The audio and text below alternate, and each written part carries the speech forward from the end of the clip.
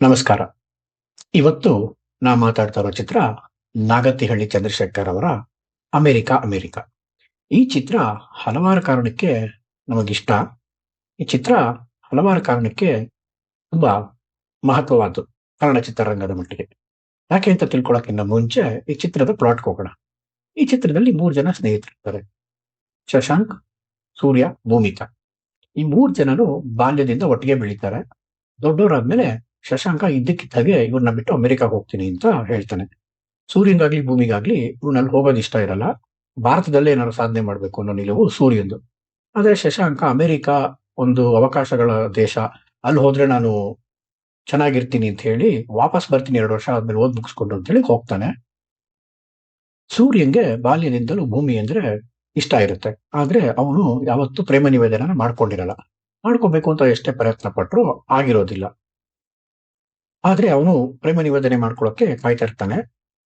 ಇದೆಲ್ಲ ನಡೀತಿರ್ಬೇಕಾದ್ರೇನೆ ಶಶಾಂಕು ಅಮೆರಿಕದಿಂದ ವಾಪಸ್ ಬರ್ತಾನೆ. ಸೂರ್ಯ ತನ್ನ ಪ್ರೇಮ ನಿವೇದನೆನ ಕ್ಯಾಸೆಟ್ ಅಲ್ಲಿ ರೆಕಾರ್ಡ್ ಮಾಡಿ ಭೂಮಿ ರೂಮಲ್ಲಿ ಇಡ್ತಾನೆ. ಆದ್ರೆ ಅವ್ನ್ ಕೆಳಗಡೆ ಬಂದಾಗ ಗೊತ್ತಾಗುತ್ತೆ ಭೂಮಿಗೆ ಮತ್ತೆ ಶಶಾಂಕ್ಗೆ ಮದ್ವೆ ಗೊತ್ತಾಗಿದೆ ಅಂತ. ಆಮೇಲೆ ಅವನು ಆ ಕ್ಯಾಸೆಟ್ ನ ತಗೊಂಡೋಗಿ ನದಿಗೆ ಎಸಿತಾನೆ. ಇವರಿಬ್ರು ಮದ್ವೆ ಆಗ್ತಿರೋದ್ರಿಂದ ಅವನಿಗೆ ಬಹಳ ಸಂತೋಷ ಆಗಿ ತನ್ನ ಗೆಳೆಯನೇ ಪ್ರಾಣ ಸ್ನೇಹಿತನ ಒಳ್ಳೆ ಮದುವೆ ಮಾಡ್ಕೋತಾ ಇದ್ದಾನೆ ಅಂತ ಹೇಳಿ ಅವನ ಪ್ರೀತಿನ ಅಲ್ಲೇ ಮರೆತು ಅವರಿಬ್ರನ್ನ ಚೆನ್ನಾಗಿರಿ ಅಂತ ಹೇಳಿ ಅಮೆರಿಕ ಕಳಿಸ್ತಾನೆ. ಸ್ವಲ್ಪ ದಿನ ಆದ್ಮೇಲೆ ಸೂರ್ಯಂಗೂ ಅಮೆರಿಕಕ್ಕೆ ಹೋಗೋ ಅವಕಾಶ ಸಿಗುತ್ತೆ. ಅವನು ಅಮೆರಿಕಕ್ಕೆ ಹೋಗ್ತಾನೆ. ಅಮೆರಿಕಕ್ಕೆ ಹೋದಾಗ ಅಲ್ಲಿ ಒಂದು ಟ್ವಿಸ್ಟ್ ಮುಖಾಂತರ ಅವನು ಭೂಮಿನ ಪ್ರೀತಿಸ್ತಿದ್ದ ವಿಷಯ ಶಶಾಂಕ್ ಗೊತ್ತಾಗುತ್ತೆ. ಶಶಾಂಕು ಸೂರ್ಯ ಭೂಮಿಗೋಸ್ಕರನೇ ಅಮೆರಿಕಾಗ್ ಬಂದ ಅಂತ ಮಿಸ್ಅಂಡರ್ಸ್ಟ್ಯಾಂಡ್ ಮಾಡ್ಕೊಂಡು ಅವನ್ನ ಬೈದು ವಾಪಸ್ ಇಂಡಿಯಾ ಕಳಿಸ್ಬಿಡ್ತಾರೆ. ಅವ್ರು ವಾಪಸ್ ಇಂಡಿಯಾಗ್ ಹೋದ್ಮೇಲೆ ಭೂಮಿ ಜೊತೆನೂ ಸ್ವಲ್ಪ ಅವನ ಮಿಸ್ಅಂಡರ್ಸ್ಟ್ಯಾಂಡಿಂಗ್ ಶುರುವಾಗಿ ಅವರಿಬ್ಬರ ಮಧ್ಯೆ ಒಂದು ಕಂದಕ ಏರ್ಪಟ್ಟು ಅವರಿಬ್ರು ಬೇರೆ ಆಗ್ತಾರೆ. ಕೊನೆಗೆ ಶಶಾಂಕನಿಗೆ ಅವನ ತಪ್ಪಿನ ಅರಿವಾಗಿ ಮತ್ತೆ ಅವನು ಸೂರ್ಯ ಮತ್ತೆ ಭೂಮಿ ಬೇಕು ಅಂತ ಬಯಸ್ತಾನೆ. ಸೂರ್ಯ ಮತ್ತೆ ಅಮೆರಿಕಾಗ್ ಬರ್ತಾ ಇರ್ತಾನೆ. ಅವನ್ನ ವೆಲ್ಕಮ್ ಮಾಡಕ್ಕೆ ಏರ್ಪೋರ್ಟ್ ಹೋಗ್ಬೇಕಾದ್ರೆ ಆಕ್ಸಿಡೆಂಟ್ ಆಗಿ ಶಶಾಂಕ್ ಸತ್ತೋಗ್ತಾನೆ. ಭೂಮಿ ಈಗ ವಿಧವೆ ಆಗಿರ್ತಾಳೆ. ಅವಳನ್ನ ವಾಪಸ್ ಇಂಡಿಯಾಕ್ ಕರ್ಕೊಂಡು ಹೋಗ್ಬೇಕು ಅಂತ ಸೂರ್ಯ ತೀರ್ಮಾನ ಮಾಡ್ತಾನೆ. ಆದ್ರೆ ಭೂಮಿ ನಾನು ನಿನ್ ಜೊತೆ ಬರೋದಿಲ್ಲ ಅಂತ ಹೇಳಿ ಅವನ್ಗೆ ನಿರಾಸೆ ಮಾಡ್ತಾಳೆ. ಆದ್ರೆ ಸೂರ್ಯ ಫ್ಲೈಟ್ ಅಲ್ಲಿ ಇಂಡಿಯಾ ಹೋಗ್ಬೇಕು ಅಂತ ಕೂತಿದ್ದಾಗ ಭೂಮಿ ಅವನ ಜೊತೆ ಬಂದು ಅವನ ಜೊತೆ ಇಂಡಿಯಾ ಹೋಗ್ಬೇಕು ಅಂತ ಡಿಸೈಡ್ ಮಾಡ್ತಾಳೆ. ಆದ್ರೆ ಅವಳು ಕೊನೆಯಲ್ಲಿ ನಿನ್ನ ಮದುವೆ ಮಾಡ್ಕೊಳಕ್ ಆಗಲ್ಲ, ನಾನೊಂದು ಸ್ಟ್ರಾಂಗ್ ಇಂಡಿವಿಜುವಲ್ ವುಮೆನ್ ಆಗ್ಬೇಕು ಅಂತ ಹೇಳಿ ಸೂರ್ಯನ್ ಜೊತೆ ಇಂಡಿಯಾ ಹೋಗೋ ಮೂಲಕ ಈ ಚಿತ್ರ ಎಂಡ್ ಆಗುತ್ತೆ. ಕಥೆ ಸರಳ ಆದ್ರೂ ಕೂಡ ಇಲ್ಲಿ ಭಾರತ ಮತ್ತು ಅಮೆರಿಕಾದ ವಿಷಯಗಳನ್ನ ತುಂಬಾ ಚೆನ್ನಾಗಿ ತಂದಿದ್ದಾರೆ. ಅಲ್ಲಿ ಕಲ್ಚರು, ಇಲ್ಲಿ ಕಲ್ಚರು, ಆಗ 90s ಅಲ್ಲಿ ಇದ್ದಂತ ಭಾರತೀಯರ ಮನಸ್ಥಿತಿ, ಇದ್ರ ಬಗ್ಗೆ ತುಂಬಾ ಚೆನ್ನಾಗಿ ಹೇಳಿದ್ದಾರೆ. ಈ ಚಿತ್ರದಲ್ಲಿ ನಮ್ಗೆ ತುಂಬಾ ಚೆನ್ನಾಗಿ ತೋರಿಸಿರೋದು ಅಮೆರಿಕದ ಕರಾಳತೆ. 90s ಅಲ್ಲಿ ತುಂಬಾ ಜನ ಅಮೆರಿಕಾಗ್ ಹೋಗೋರು. ಅವರೆಲ್ಲ ಅಮೆರಿಕಾಗ್ ಹೋದಾಗ ಅವರ ತಂದೆ ತಾಯಿ ಆಗ್ಲಿ ಇಲ್ಲ ಅವ್ರು ಸಂಬಂಧಪಟ್ಟವರು ತುಂಬಾ ಕೊಚ್ಕೊಳ್ಳೋರು. ನನ್ನ ಮಗ ಹೋಗಿ ಒಂದ್ 6 ತಿಂಗಳಿಗೆ ಮನೆ ತಗೊಂಡ, ಹೋಗ್ 1 ವರ್ಷಕ್ಕೆ ಕಾರ್ ತಗೊಂಡ, ಅವನಿಗೆ ₹1,00,000 ಸಂಬಳ ಬರುತ್ತೆ ಅಂತ. ಇವಾಗಿನ ತರ ಇಂಟರ್ನೆಟ್ ಆಗ್ಲಿ ಸಂಪರ್ಕ ಮಾಡ್ಬೇಕು ಅಂದ್ರೆ ಅಷ್ಟು ಈಸಿ ಇರ್ಲಿಲ್ಲ. ಸೊ ಆಗಿನ ಕಾಲದಲ್ಲಿ ಅವ್ರು ಏನ್ ಹೇಳಿದ್ರು ಅದನ್ನೇ ನಿಜ ಅನ್ಕೋತಾ ಇದ್ವಿ. ಆದ್ರೆ ಈ ಚಿತ್ರ ನೋಡಿದ್ಮೇಲೆ ಗೊತ್ತಾಯ್ತು ಅಮೆರಿಕಾಗ್ ಹೋಗಿ ಅವರು ಎಲ್ಲ ಸಾಲದಲ್ಲಿ ತಗೊಂಡಿರ್ತಾರೆ. ಅಮೆರಿಕ ಅಂದ್ರೆ ಸಾಲ ಮಾಡಿಸಿ ಅದನ್ನ ತೀರ್ಸಕ್ಕೆ ಅಂತಾನೆ ಜೀವನ ಮಾಡುವಂತ ಒಂದು ದೇಶ ಅನ್ನೋ ಒಂದು ಕರಾಳತನ ಈ ಚಿತ್ರ ತುಂಬಾ ಚೆನ್ನಾಗಿ ತೋರಿಸುತ್ತೆ. ಆಮೇಲೆ ಅವರೆಲ್ಲ ಹೇಳೋರು, ಅಯ್ಯೋ ನನ್ ಮಗ ಎಷ್ಟು ಬಿಸಿ ಇರ್ತಾನೆ ಅಂದ್ರೆ ಅವ್ನು ಏನೇ ಫೋನ್ ಮಾಡಿದ್ರು ಭಾನುವಾರನೇ ಮಾಡೋದು, ವಾರ ಪೂರ್ತಿ ಬಿಸಿ ಇರ್ತಾನೆ ಅಂತೆಲ್ಲ ಹೇಳ್ಕೊಳ್ಳೋರು. ಆದ್ರೆ ಈ ಸಿನಿಮಾ ನೋಡಿದಾಗ ನಮಗ್ ಗೊತ್ತಾಯ್ತು ಅವ್ರು ವೀಕೆಂಡ್ ಕಾಲ್ ಮಾಡ್ತಿದ್ದಿದ್ದು ಅವರು ಬೇರೆ ದಿನ ಬಿಸಿ ಇರ್ತಾರೆ ಅಂತಲ್ಲ, ವೀಕೆಂಡ್ ಕಾಲ್ ರೇಟ್ ಕಡಿಮೆ ಅಂತ. ಇಂತ ಹಲವಾರು ಆಯಾಮಗಳನ್ನ ತರ್ತಾರೆ. ಪ್ರತಿಯೊಂದು ಡಾಲರ್ಗೂ ₹35, 45, ₹40 ಆಗ್ತಿತ್ತು. ಸೊ ನಾವು ಒಂದು ಕಾಫಿ ಕುಡಿಯೋಕೆ ₹120 ಕೊಡ್ಬೇಕಾ, ಬೆಂಗಳೂರಲ್ಲಿ ಇದೇ ಕಾಫಿ ₹5 ಅನ್ನೋ ಲೆಕ್ಕಾಚಾರ ಮಾಡಿ ಪ್ರತಿಯೊಂದು ಖರ್ಚಿಗೂ ಅಮೆರಿಕಾದಲ್ಲಿ ಹೇಗೆ ಲೆಕ್ಕ ಹಾಕ್ತಾರೆ ಅನ್ನೋದನ್ನ ಬಹಳ ಚೆನ್ನಾಗಿ ತೋರಿಸಿದ್ದಾರೆ. ಆಮೇಲೆ ಅಲ್ಲಿ ಕಲ್ಚರ್ ಅಲ್ಲಿ ಒಬ್ರು ಮನೆಗೆ ಹೋಗ್ಬೇಕು ಅಂದ್ರೆ ಮೊದಲೇ ಅಪಾಯಿಂಟ್ಮೆಂಟ್ ತಗೊಂಡು ಹೋಗ್ಬೇಕು ಅನ್ನೋದು ಗೊತ್ತಿಲ್ಲದೆ ಇರೋ ಭೂಮಿ ಹೋಗಿ ಸಿಕ್ಕಾಕೋತಾಳೆ. ಸೊ ಈ ಒಂದು ಆಯಾಮನು ಬಹಳ ಚೆನ್ನಾಗಿ ತೋರಿಸಿದ್ದಾರೆ. ಸೊ ಈ ತರ ಎಷ್ಟೋ ವಿಷಯಗಳನ್ನು ಅಮೆರಿಕಾಗ್ ಹೋಗ್ದವರು ಸುಖಿಯಾಗಿರ್ತಾರೆ, ತುಂಬಾ ಚೆನ್ನಾಗಿರ್ತಾರೆ ಅಂತೀವಿ. ಆದ್ರೆ ಅವ್ರಗಳಿಗೂ ಕಷ್ಟಗಳಿರುತ್ತೆ. ಭಾರತದಲ್ಲೇ ಅದಕ್ಕಿಂತ ಚೆನ್ನಾಗಿ ಜೀವನ ಮಾಡ್ಬೋದು, ಭಾರತದಲ್ಲೇ ನಾವು ಸಾಧನೆ ಮಾಡ್ಬೋದು ಅನ್ನೋದನ್ನ ಬಹಳ ಚೆನ್ನಾಗಿ ಈ ಚಿತ್ರದಲ್ಲಿ ತೋರಿಸಿದ್ದಾರೆ. ಆಮೇಲೆ ತುಂಬಾ ಜನ ಭಾರತೀಯರು ಒಂಥರ ಫಾಲ್ಸ್ ಪ್ರೆಸ್ಟೀಜ್ ಇರುತ್ತೆ, ದೇಶ ಪ್ರೇಮ, ಅಲ್ಲಿ ಹೋಗಿ ಏನೋ ದೇಶ ಪ್ರೇಮ ಮೆರೀತಾರೆ. ಅಲ್ಲಿ ಒಂದು ಗಲಾಟೆ ಆಗುತ್ತೆ, ಭಾರತೀಯರೆಲ್ಲ ಸೇರಿರ್ತಾರೆ. ಅಲ್ಲಿ ಭಾರತದ ಬಾವುಟನ ತೊಳೆದು ಸೂರ್ಯಂಗೂ ಅಲ್ಲಿ ಬಂದ ಒಬ್ಬ ಭಾರತೀಯಂಗೂ ಗಲಾಟೆ ಆಗುತ್ತೆ. ಸೊ ಅಲ್ಲೆಲ್ಲ ಭಾರತದ ಬಗ್ಗೆ ಅಷ್ಟೇನ್ ತಲೆ ಕೆಡ್ಸ್ಕೊಳ್ಳಲ್ಲ, ಫೇಕ್ ಪೇಟ್ರಿಯಾಟಿಸಂ ತೋರಿಸ್ತಾರೆ ಅನ್ನೋದನ್ನ ತುಂಬಾ ಚೆನ್ನಾಗಿ ತೋರಿಸ್ತಾರೆ ಈ ಸಿನಿಮಾಲಿ. ಆಮೇಲೆ ಈ ಸಿನಿಮಾಲಿ ಉದ್ದಕ್ಕೂ ಒಂದು ಬಹಳ ಚೆನ್ನಾಗಿದೆ. ವೈಜ್ಞಾನಿಕವಾಗಿ ಸೂರ್ಯ, ಚಂದ್ರ, ಭೂಮಿ ಅನ್ನೋದನ್ನ ಬಹಳ ಚೆನ್ನಾಗಿ ತೋರಿಸಿದ್ದಾರೆ. ಶಶಾಂಕ ನಾನು ಅಮೆರಿಕಾಗ್ ಹೋಗ್ತೀನಿ ಅಂದಾಗ ಭೂಮಿ ಹೇಳ್ತಾಳೆ, ಚಂದ್ರನ ಒಂದು ಮುಖ ಭೂಮಿಗೆ ಮತ್ತೆ ಸೂರ್ಯನ್ ಕಾಣಲ್ವಂತೆ. ನೋಡು, ಅವನು ಈ ತರ ಯೋಚನೆ ಮಾಡಿದ ಅಂತ ನಮ್ಗೆ ಗೊತ್ತೇ ಆಗಿಲ್ಲ ಅಂತ. ಆಮೇಲೆ ಆ ರಮೇಶ್ ಅವರು ಪ್ರೇಮ ನಿವೇದನೆ ಮಾಡ್ಬೇಕಾದ್ರೆ, ಭೂಮಿ ಯಾವಾಗ್ಲೂ ಸೂರ್ಯನ್ ಸುತ್ತ ಸುತ್ತುತ್ತಿರುತ್ತೆ, ಹಂಗೆ ನೀರು ನನ್ ಸುತ್ತ ಸುತ್ತುತ್ತಿರ್ತೀಯ ಅಂತ ಒಂದು ಡೈಲಾಗ್ ಬರುತ್ತೆ. ಆಮೇಲೆ ಶಶಾಂಕ್ ಅವರು ಆಸ್ಪತ್ರೆಯಲ್ಲಿ ಸೀರಿಯಸ್ ಆಗಿರ್ತಾರೆ. ಆಗ ದತ್ತಣ್ಣ ಅವ್ರು ಹೇಳ್ತಾರೆ, ಇವತ್ತು ಅಮಾವಾಸ್ಯೆ ಚಂದ್ರ ಇಲ್ಲ ಅಂತ. ಭೂಮಿ, ಸೂರ್ಯ, ಚಂದ್ರ ಅನ್ನೋದು ಆ ಚಿತ್ರದಲ್ಲಿ ಪಾತ್ರಗಳ ಹೆಸರು ಮಾತ್ರ ಅಲ್ಲ, ಅದನ್ನ ಕತೆಗೆ ಬಹಳ ಚೆನ್ನಾಗಿ ಬ್ಲೆಂಡ್ ಮಾಡಿದ್ದಾರೆ. ಅದಕ್ಕೆ ಖಂಡಿತ ನಾಗತಿಳಿ ಚಂದ್ರಶೇಖರ್ ಅವ್ರಿಗೆ ಕ್ರೆಡಿಟ್ ಕೊಡ್ಲೇಬೇಕು.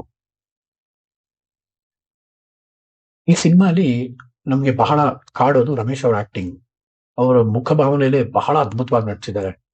ಆ ನಮ್ ತಾಯಿ ಬಡವಳು ಅಂತ ರೇಷ್ಮೆ ಸೀರೆ ಉಟ್ಕೊಂಡ್ರೆ ಬೇರೆ ಯಾರನ್ನ ತಾಯಿನ ಅಂದಾಗ ಅವರಲ್ಲಿರೋ ಒಬ್ಬ ನಿಜವಾದ ದೇಶ ಪ್ರೇಮಿ ಎಮೋಷನ್ ಬರುತ್ತೆ. ಕ್ಲೈಮ್ಯಾಕ್ಸ್ ಅಲ್ಲಿ ಹೇಮಾ ಅವರು ನನ್ನ ಮದುವೆ ಮಾಡ್ಕೊಳಕ್ ಆಗಲ್ಲ, ಆದ್ರೆ ನಾನು ನಿನ್ ಜೊತೆ ಬರ್ತೀನಿ ಅಂತ ಹೇಳಿದಾಗ ರಮೇಶ್ ಅವ್ರಿಗೆ ನಿರಾಸೆ ಆಗುತ್ತೆ. ಆದ್ರೆ ಅದನ್ನ ಅವರು ಯಾವುದೇ ಒಂದು ಡೈಲಾಗ್ ಹೇಳದೆ ಮಾತು ಮತ್ತು ಕಣ್ಣು ಮತ್ತು ಹಾವಭಾವದ ಮೂಲಕನೇ ಪರವಾಗಿಲ್ಲ ಅಂತ ಹೇಳಿ ಪರವಾಗಿಲ್ಲ ಅನ್ನೋ ಒಂದು ಜೆಸ್ಚರ್ನ ಕೊಟ್ಟು ಸ್ಮೈಲ್ ಮಾಡ್ತಾರೆ. ಅದು ಬಹಳ ಚೆನ್ನಾಗಿದೆ. ಕ್ಲೈಮ್ಯಾಕ್ಸ್ ಅಲ್ಲಿ ಆಕ್ಟಿಂಗು ಬಹುಶಃ ಚಿತ್ರಕ್ಕೆ ಒಂದು ದೊಡ್ಡ ಪ್ಲಸ್. ಇದ್ರ ನಡುವೆ ಹೇಮಾ ಅವರಾಗ್ಲಿ, ಅಕ್ಷಯ್ ಆನಂದ್ ಅವರಾಗ್ಲಿ ಅವ್ರ ಪಾತ್ರಕ್ಕೆ ತುಂಬಾ ಚೆನ್ನಾಗಿ ನ್ಯಾಯ ಒದಗಿಸಿದ್ದಾರೆ. ಈ ಚಿತ್ರದಲ್ಲಿ ಬಹಳ ಮುಖ್ಯವಾದ ಪಾತ್ರ ಇನ್ನೊಂದು ಬರುತ್ತೆ, ದತ್ತಣ್ಣ ಅವರು. ಈ ಸಿನಿಮಾನ ಒಂಥರ ಇಂಡಿಯಾ ಅಮೆರಿಕ ಅನ್ನೋ ಕಂಪ್ಯಾರಿಸನ್ ನ ಬ್ಯಾಲೆನ್ಸ್ ಮಾಡೋದು ದತ್ತಣ್ಣನೇ ಅನ್ಸುತ್ತೆ. ಶಶಾಂಕ್ ಅವ್ರಿಗೆ ಕೆಲಸ ಹೋಗಿರುತ್ತೆ, ಅವ್ರ ಮ್ಯಾನೇಜರ್ ಅವ್ರಿಗೆ ತುಂಬಾ ದುಡ್ಡು ಬರುತ್ತೆ, ಮುಂದಿನ ವರ್ಷ ನೀನು ಕೋಟ್ಯಾಧಿಪತಿ ಆಗ್ತೀಯ ಅಂತ ಹೇಳಿ ಕೆಲಸದಿಂದ ಓಡಿಸ್ಬಿಡ್ತಾರೆ. ಆಗ ಅಮೆರಿಕಾದಲ್ಲಿ ಕೆಲಸ ಎಷ್ಟು ಈಸಿಯಾಗಿ ಸಿಗುತ್ತೋ ಅಷ್ಟೇ ಈಸಿಯಾಗಿ ಕೆಲಸನೂ ಕಳ್ಕೊತೀನಿ, ನಾನು 20-25 ಕೆಲಸಗಳು ಕಳ್ಕೊಂಡು ಇನ್ನು ಅಮೆರಿಕಾದಲ್ಲಿ ಇದ್ದೀನಿ ಅನ್ನೋ ಇನ್ನೊಂದು ಅಮೆರಿಕದ ಕಾರಣ ಅಂತ ಹೇಳ್ತಾರೆ. ಅಲ್ಲಿ ಹೈರ್ ಮಾಡೋದು ದೊಡ್ಡದಲ್ಲ, ಲೇ ಆಫ್ ಮಾಡೋದು ದೊಡ್ಡದಲ್ಲ, ಆದ್ರೂ ನಾವು ಅಲ್ಲಿ ಕೆಲಸ ಮಾಡ್ಲೇಬೇಕು ಅನ್ನೋ ಒಂದು ಕಾರಣತೆಯನ್ನು ಹೇಳ್ತಾರೆ. ಆಮೇಲೆ ಸಿನಿಮಾಕ್ಕೆ ಟೆಕ್ನಿಷಿಯನ್ ಗಳಾಗಿ ತುಂಬಾ ಜನ ಕೆಲಸ ಮಾಡಿದ್ದಾರೆ. ಅದರಲ್ಲಿ ನಮಗೆ ಬಹಳ ಇಷ್ಟ ಆಗಿದ್ದು ಮನೋಮೂರ್ತಿ. ಈ ಚಿತ್ರಕ್ಕೆ ಮೊದಲ ಬಾರಿ ಕನ್ನಡದಲ್ಲಿ ಮನೋಮೂರ್ತಿಯವರು ಸಂಗೀತ ಕೊಡ್ತಾರೆ. ಅವರು ಅಮೆರಿಕಾದಲ್ಲೇ ಇರ್ತಾರೆ. ಅಮೆರಿಕಾದಲ್ಲೇ ಇದ್ದ ಒಬ್ಬ ಮ್ಯೂಸಿಕ್ ಡೈರೆಕ್ಟರ್ ಇದಕ್ಕೆ ಮ್ಯೂಸಿಕ್ ಕೊಡ್ತಾನೆ ಅಂದಾಗ ಎಲ್ಲರೂ ಏನ್ ಅನ್ಕೊಂಡ್ರು, ತುಂಬಾ ಪಾಶ್ಚಿಮಾತ್ಯವಾಗಿರುತ್ತೆ, ತುಂಬಾ ವೆಸ್ಟರ್ನ್ ಇನ್ಫ್ಲೂಯೆನ್ಸ್ ಇರುತ್ತೆ ಅಂತ ಅನ್ಕೊಂಡಿದ್ರು. ಆದ್ರೆ ಮನೋಮೂರ್ತಿ ಅವರು ಮೆಲೋಡಿ ಅಂತ ಬಂದಾಗ ಬಹಳ ಚೆನ್ನಾಗಿ ಅದ್ಭುತವಾಗಿ ಮ್ಯೂಸಿಕ್ ಮಾಡ್ತಾರೆ. 100 ಜನ್ಮಕ್ಕೂ 106 ಜನ್ಮಕ್ಕೂ ಅನ್ನೋ ಹಾಡು ರಾಜೇಶ್ ಅವರ ಜೀವನದಲ್ಲೇ ಒಂದು ಮಹತ್ವವಾದ ಗೀತೆ ಆಯ್ತು. ಬಾನಲ್ಲಿ ಓಡೋ ಮೇಘ ಆ ಹಾಡ್ ಮೂಲಕ ಒಂದು ಸ್ನೇಹದ ಸಂಕೇತನ ತುಂಬಾ ಚೆನ್ನಾಗಿ ಹೇಳಿದ್ದಾರೆ. ಹೇಗಿದೆ ನಮ್ ದೇಶ, ಹೇಗಿದೆ ನಮ್ ಭಾಷೆ ಹಾಡ್ ಮುಖಾಂತರ ಅವಾಗಿನ ಬೆಂಗಳೂರು ಹೇಗಿತ್ತು ಅಂತ ಹೇಳಿದ್ದಾರೆ. ಎಷ್ಟೋ ಅಂಶಗಳು ಇವತ್ತಿಗೂ ಬೆಂಗಳೂರು ಹಾಗೆ ಇದೆ. ರಿಯಲ್ ಎಸ್ಟೇಟ್ ಇರ್ಬೋದು, ಟ್ರಾಫಿಕ್ ಇರ್ಬೋದು, ಎಲ್ಲ ಹಾಗೆ ಇದೆ. ಇದೆಲ್ಲ ಬಿಟ್ಟು ಇದರಲ್ಲಿ ಇನ್ನೊಂದು ಹಾಡು ನಮ್ಮನ್ನ ಬಹಳ ಕಾಡುತ್ತೆ. ಗೋಪಾಲ್ ಕೃಷ್ಣ ಅಡಿಗರ್ನ ಈ ಮೂಲಕ ನಾಗತಿಹಳ್ಳಿ ಚಂದ್ರಶೇಖರ್ ಅವರು ನೆನೆಸ್ಕೊಂಡಿದ್ದಾರೆ. ಅವರು ಒಬ್ರು ಬರಹಗಾರ, ಕವಿ ಆಗಿರೋದ್ರಿಂದ ಅವ್ರಿಗೆ ಇನ್ನೊಬ್ಬ ಕವಿಗೆ ಮಹತ್ವ ಕೊಡಬೇಕು ಅವರ ಚಿತ್ರದ ಮೂಲಕ ಅಂತ ಹೇಳಿ ಯಾವ ಮೋಹನ ಮುರಳಿ ಕರೆಯಿತು ಹಾಡನ್ನ ಬಹಳ ಚೆನ್ನಾಗಿ ಬಳಸ್ಕೊಂಡಿದ್ದಾರೆ. ಅದನ್ನ ಅವರು ಒಂದೇ ಸ್ಟ್ರಚ್ ಅಲ್ಲಿ ಬಳಸ್ಕೊಂಡಿಲ್ಲ, ಸಿನಿಮಾದಲ್ಲಿ ಅಲ್ಲಲ್ಲಿ ಬಳಸ್ಕೊತಾರೆ. ರಮೇಶ್ ಅವರು ಪಲ್ಲಕ್ಕಿ ಎತ್ಕೊಂಡು ಹೋದಾಗ ಒಂದಷ್ಟು ಸಾಲು ಬರುತ್ತೆ.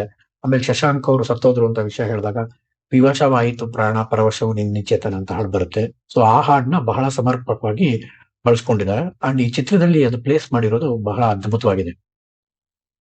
ಈ ಚಿತ್ರದ ಕ್ಲೈಮ್ಯಾಕ್ಸ್ ಅಲ್ಲಿ ಕೊನೆಯಲ್ಲಿ ಫ್ಲೈಟ್ ಟೇಕ್ ಆಫ್ ಆಗುತ್ತೆ. ಅದ್ರ ಮೂಲಕ ಸೂರ್ಯ ಮತ್ತೆ ಭೂಮಿ ಅಮೆರಿಕ ಬಿಟ್ಟು ಇಂಡಿಯಾಕ್ಕೆ ಹೋದ್ರು ಅಂತ ನಾಗತಿಹಳ್ಳಿ ಚಂದ್ರಶೇಖರ್ ಅವರು ಎಂಡ್ ಮಾಡ್ತಾರೆ. ಆದ್ರೆ ಈ ಸೀನು ಮೊದಲು ಪ್ಲಾನ್ ಮಾಡಿರ್ಲಿಲ್ವಂತೆ. ಅವರು ಯಾವಾಗ್ಲೂ ಒಂದ್ಸತಿ ಫ್ಲೈಟ್ ಟೇಕ್ ಆಫ್ ಆದಾಗ ನೋಡಿದಾಗ ಕ್ಲೈಮ್ಯಾಕ್ಸ್ ಅಲ್ಲಿ ಕೊನೆಯಲ್ಲಿ ಶಾರ್ಟ್ ಇಟ್ರೆ ಚೆನ್ನಾಗಿರುತ್ತೆ ಅಂತ ಹೇಳಿ ಅಲ್ಲಿ ಯಾವುದೋ ಒಂದು ಸಮಯದಲ್ಲಿ ಸೂರ್ಯ ಇನ್ನೇನು ಮುಳುಗ್ಬೇಕು ಅನ್ನುವಾಗ ಟೇಕ್ ಆಫ್ ಆಗೋ ಸಮಯಕ್ಕೆ ಕಾದು ಆ ಸಮಯದಲ್ಲಿ ಫ್ಲೈಟ್ ಟೇಕ್ ಆಫ್ ಆಗೋದನ್ನ ತಗೊಂಡು ಸೂರ್ಯ ಮುಳುಗ್ತಾ ಇದ್ದಾರೆ, ಇವ್ರು ಇಂಡಿಯಾಗೆ ಹೋಗ್ತಿದ್ದಾರೆ ಅನ್ನೋ ತರ ತುಂಬಾ ಚೆನ್ನಾಗಿ ತೋರಿಸಿದ್ದಾರೆ. ಆಮೇಲೆ ಚಿತ್ರ ಇನ್ನೊಂದು ತುಂಬಾ ಇಂಪಾರ್ಟೆಂಟ್ ಯಾಕಾಗುತ್ತೆ ಅಂದ್ರೆ, ಈ ಚಿತ್ರ ಬಿಡುಗಡೆ ಆಗಿದ್ದು ಅಭಿನಯ್ ಥಿಯೇಟರ್ ಅಲ್ಲಿ. ಆಗಿನ ಕಾಲಕ್ಕೆ ಅದು Bengaluru one of the hitech theatres. And ಅಲ್ಲಿ ಕನ್ನಡ ಸಿನಿಮಾಗಳನ್ನ ಹಾಕ್ತಿರ್ಲಿಲ್ಲ. ಅವರು ಬರೀ ಪರಭಾಷಾ ಚಿತ್ರಗಳಿಗೆ ಮಣೆ ಹಾಕ್ತಾ ಇದ್ರು. ಈ ಸಿನಿಮಾ ಬಿಡುಗಡೆ ಆದಾಗ್ಲೂ ಗಾಂಧಿನಗರದಲ್ಲಿ ಬೇರೆ ಥಿಯೇಟರ್ ಸಿಕ್ಕಿರಲ್ಲ. 1 ವಾರನೋ 2 ವಾರನೋ ಓಡುತ್ತೆ. ಆಮೇಲೆ ಹಿಂದಿ ಸಿನಿಮಾ ಹಾಕ್ತಿವಿ ಅಂತ ಹೇಳಿ 2 ವಾರಕ್ಕೆ ಮಾತ್ರ ಅಮೆರಿಕ ಕೊಟ್ಟಿರ್ತಾರೆ. 2 ವಾರನೋ 3 ವಾರಕ್ಕೂ ಕೊಟ್ಟಿರ್ತಾರೆ. ಆದ್ರೆ ಇದು ಯಾವ ಮಟ್ಟಕ್ಕೆ ಹೋಯ್ತು ಅಂದ್ರೆ, ಅದಾದ್ಮೇಲೆ ಸಾಕಷ್ಟು ಬೇರೆ ಭಾಷೆ ಚಿತ್ರಗಳು ಬಂದು ಅವೆಲ್ಲದಕ್ಕೂ ಸೆಡ್ ಹೊಡೆದು 1 ವರ್ಷ ಯಾವ ಥಿಯೇಟರ್ ಅಲ್ಲಿ 2 ವಾರನೂ ಓಡಲ್ಲ ಅಂದ ಸಿನಿಮಾಲಿ 1 ವರ್ಷ ಓಡಿ ತೋರಿಸಿ ಈ ಮೂಲಕ ಕನ್ನಡೇತರ ಚಿತ್ರಗಳಿಗೆ ಒಲವು ತೋರಿಸ್ತಿದ್ದಂತ ಥಿಯೇಟರ್ ಮಾಲೀಕರಿಗೂ ಒಂದು ಒಳ್ಳೆ ಪಾಠ ಆಯ್ತು. ಈ ಸಿನಿಮಾ ದಾಖಲೆಯ ಕಲೆಕ್ಷನ್ ಮಾಡಿ ಸೂಪರ್ ಹಿಟ್ ಆಗುತ್ತೆ. ಈ ವಿಡಿಯೋ ನಿಮ್ಗೆ ಇಷ್ಟ ಆಗಿದ್ರೆ ಲೈಕ್ ಮಾಡಿ. ಇದೇ ತರ ಕಂಟೆಂಟ್ ಬೇರೆ ಯಾವ್ದಾರ ಸಿನಿಮಾ ಬೇಕಿದ್ದು ಅಂದ್ರೆ ಕಮೆಂಟ್ ಮಾಡಿ. ಇದೇ ತರ ವಿಡಿಯೋಗಳು ನಿಮ್ಗೆ ಇಷ್ಟ ಆಗೋದಾದ್ರೆ ಈ ಚಾನಲ್ಗೆ ಸಬ್ಸ್ಕ್ರೈಬ್ ಮಾಡ್ಕೊಳ್ಳಿ. ಧನ್ಯವಾದ.